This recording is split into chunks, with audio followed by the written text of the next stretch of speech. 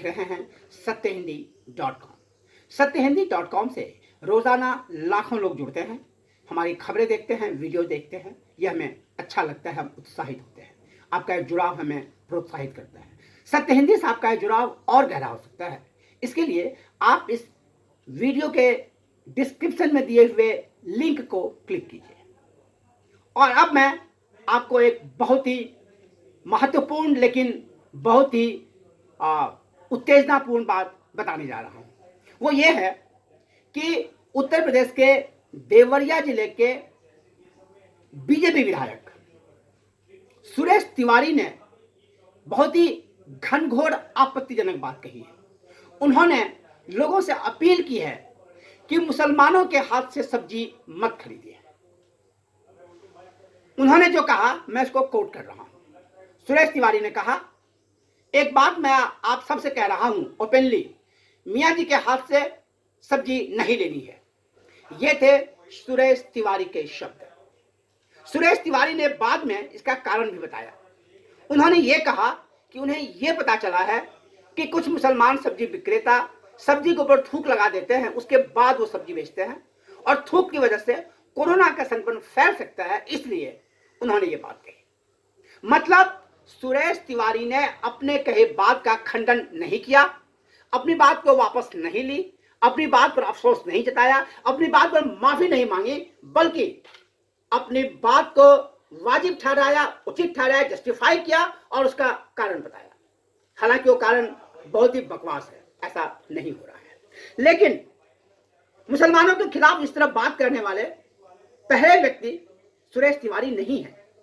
उसके पहले भी ऐसी बातें कही गई थी और यह कहा गया था कि हिंदू मुसलमानों के दुकान से कोई सामान ना खरीदे, वो हिंदुओं के यहां से ही खरीदे। और ये खबरें भी आई थी कि बिहार, उत्तर प्रदेश में, खासकर उत्तर प्रदेश में कई जगहों पर हिंदू दुकानदारों के दुकानों के ऊपर आरएसएस या विश्व हिंदू परिषद का झंडा लगा दिया गया ताकि उनकी पहचान हो सके कि वो हिंदू दुकानदार हैं और आप उन्हीं के यहां से खरीदें। ये घटना इसी महीने की है, कुछ दिनों के पहले की बात है, जब कोरोना संक्रमण फैल रहा था तेजी से, अभी भी फैल रहा है।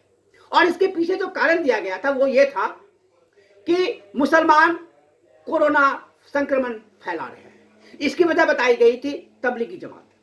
तबलीगी जमात ने मार्च महीना में दूसरे हफ्ते में दिल्ली में एक धार्मिक कार्यक्रम किया जिसमें हजारों लोगों ने शिरकत की। उसके बाद यह पाया गया था कि उनमें से कई लोग कोरोना से संक्रमित हुए, क्वारंटाइन किया गया, उनका इलाज किया गया। लेकिन इसके बाद बीजेपी के लोगों ने, उनके नेताओं ने सोशल मीडिया पर एक ऐसी स्थिति पैदा कर दी, एक ऐसी तस्वीर पेश की मानो मुसलमान समुदाय जानबूझकर कोरोना फैला रहा है और पूरा मुस्लिम समुदाय इसके लिए जिम्मेदार है और उसमें मीडिया के भी एक सेक्शन का हाथ है। लेकिन जब ये इसके भी पहले लगभग उसी समय एक घटना और हुई। बीजेपी के सांसद तेजस्वी सूर्या ने एक ट्वीट किया और उस ट्वीट में उन्होंने मुस्लिम महिलाओं के यौन जीवन के बारे में टिप्पणी की जो घनघोर आपत्तिजनक है। इतनी बुरी बात है कि मैं आपके सामने ये नहीं कह सकता।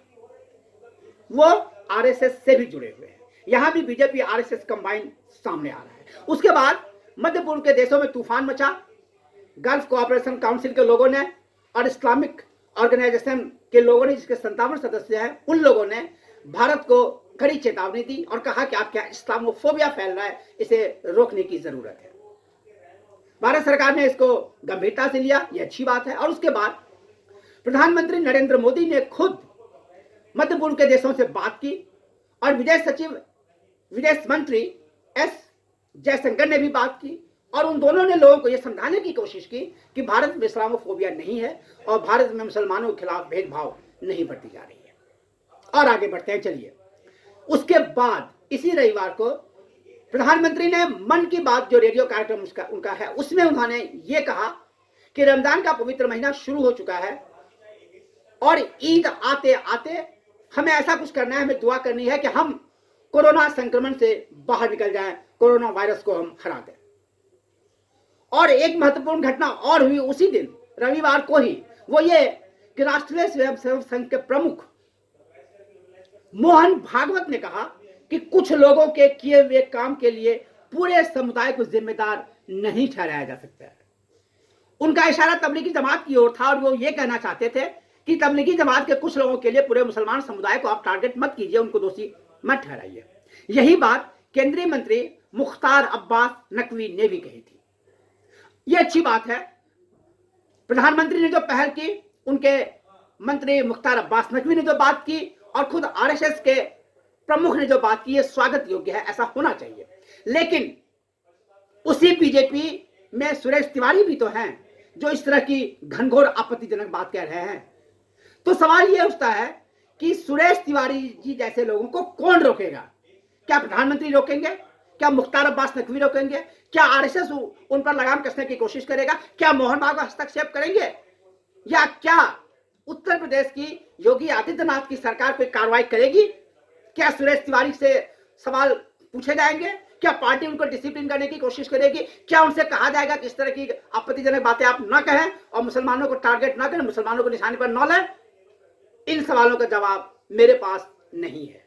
इन सवालों का जवाब तो उन्हीं के पास है, यानी बीजेपी, आरएसएस और उत्तर प्रदेश की सरकार। लेकिन सवाल यह तो जरूर उठता है कि कोरोना के बहाने एक वर्ग विशेष को टारगेट क्यों किया जा रहा है? और जब मैं ये कह रहा हूं, ये सवाल कर रहा हूं, तो मेरे मन में इतिहास की एक घटना याद आ रही है।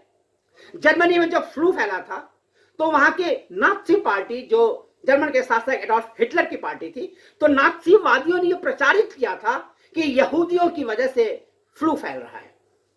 और उसके बाद जो हुआ यहूदियों के साथ सबको पता है। उसी तरह भारत में भी कुछ लोग यह फैला रहे हैं भ्रम कि मुसलमानों की वजह से कोरोना का संक्रमण फैल रहा है।